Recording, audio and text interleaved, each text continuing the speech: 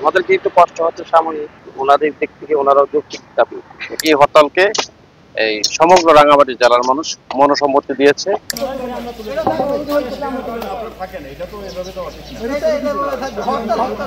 কোটা বিরোধী ঐক্যজোট রাঙামাটি পার্বত্য জেলার সচেতন সাধারণ শিক্ষার্থী এবং সচেতন নাগরিক সমাজের পক্ষ থেকে যে হরতাল ডাকা হয়েছে, এই হরতাল আপনার আমাদের যে দাবিগুলো ছিল সেগুলো হচ্ছে পার্বত্য জেলা পরিষদের যে নিয়োগ রয়েছে ওই নিয়োগ সমূহের মধ্যে মেধার ভিত্তিতে যেন নিয়োগ দেওয়া হয়।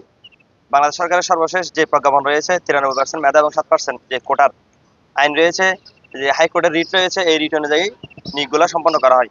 কিন্তু জেলা পরিষদ এবং এই নিয়োগ বোর্ড বিভিন্ন ক্ষেত্রে এই আইনগুলো তারা ফলো করতেছে না। এখানে একটা অঘোষিত আইন বানিয়ে রাখছে তারা 70%, 30%, কোনো জায়গায় 75%, 25%। তো এই আইন তারা যেন সঠিকভাবে পরীক্ষাগুলো নিয়ে সঠিক কোটার যেই বৈষম্যটা সেই বৈষম্যটা দূর করে মেধাবীদের জন্য তারা প্রাধান্য দিয়ে নিয়োগ দেয়। আর আমাদের যেই হরতাল ডাকা ছিল আপনার বৃহস্পতিবার সকাল 6টা থেকে শুক্রবার সন্ধ্যা 6টা পর্যন্ত এই হরতাল রাঙামাটির মানুষ আমরা এখন পর্যন্ত দেখতে পাচ্ছি স্বতঃস্ফূর্তভাবে অংশগ্রহণ করতেছে। সকলে হরতালকে সমর্থন করে। যারা যে জরুরি পণ্যের গাড়িগুলো রয়েছে এবং জরুরি সেবাগুলো রয়েছে ওগুলো বাদে অন্যান্য গাড়িগুলো অফ আছে। এখানে আপনার যে পাবলিক সার্ভিস, সিএনজি সহ অন্যান্য যে সকল যানবাহন রয়েছে সকাল থেকে এখনো তেমন কিছু দেখা যায় নাই। আর এখনো পর্যন্ত রাঙামাটির পরিস্থিতি স্বাভাবিক আছে, কোনো অপ্রীতিকর ঘটনা ঘটেনি। ইনশাল্লাহ আমরা রাঙামাটিবাসীকে আহ্বান করবো আপনারা এই হরতালকে সমর্থন করুন, সবাই ঘরে থাকুন এবং হরতালের যে ইয়া রয়েছে আপনারা মেনে চলুন। আর কোনো অপ্রীতিকর ঘটনা ঘটলে সেটা আমাদের দৃষ্টিগোচর হলে আমরা অবশ্যই সমাধান করব। আর সকলের আমাদের একটা বার্তা থাকবে যে কোটা বৈষম্য রয়েছে এই কোটা বৈষম্য যেন দূর হয়, কারণ 24শে গণ অভ্যুত্থান কিন্তু কোটার বৈষম্যের কারণে হয়েছে। এই বৈষম্য পুরো বাংলাদেশ থেকে যদি বিতাড়িত হতে পারে পার্বত্য অঞ্চলে, সেখানে এই বৈষম্য আবার থেকে যাবে। তো আমাদের পক্ষ থেকে একটাই চাওয়া, 93% কোটা মেধা এবং 7% কোটা এই প্রজ্ঞাপনের নিয়ম মেনে যেন জেলা পরিষদের নিয়োগগুলো সম্পন্ন করা হয়। আমরা জেলা পরিষদ আমরা কোনো নির্দিষ্ট জাতি গোষ্ঠী বা একক কোনো নিয়ে আন্দোলন করতেছি না। আমরা চাই যে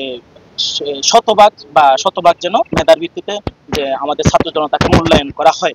দোকান বন্ধ, আমরা হেঁটে হেঁটে দোকানে যাচ্ছি। এই জানি কালকে শুনছি হরতাল, টিভিতে সকাল দেখছি হরতাল, তার কারণে আমরা দোকান খুলতে হেঁটে হেঁটে যাচ্ছি।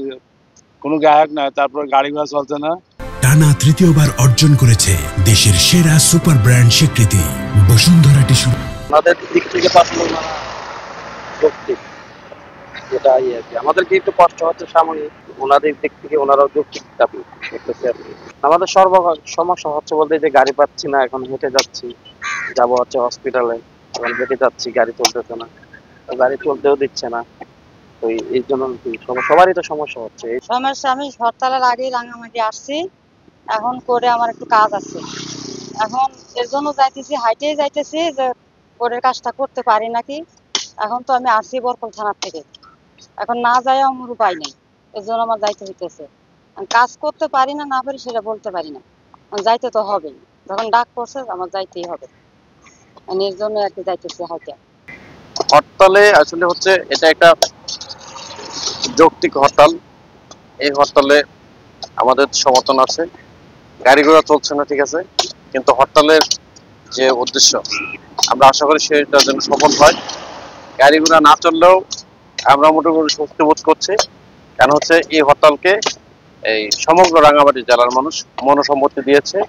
আপনারা দেখেছেন কালকে রাত্রে একটা ছোট একটা মিছিল হয়েছে, মিছিলের পর থেকে আজকে যানবাহন চলছে এবং সকলেই এখানে সমর্থন দিয়েছে। এর মানে হচ্ছে সকলেই চায় পার্বত্য অঞ্চলে জেলা পরিষদের যে বৈষম্যের কোটা আছে এই কোটা যেন বিলুপ্ত হয় এবং মেধার ভিত্তিতে যেন শিক্ষক নিয়োগ দেওয়া হয়।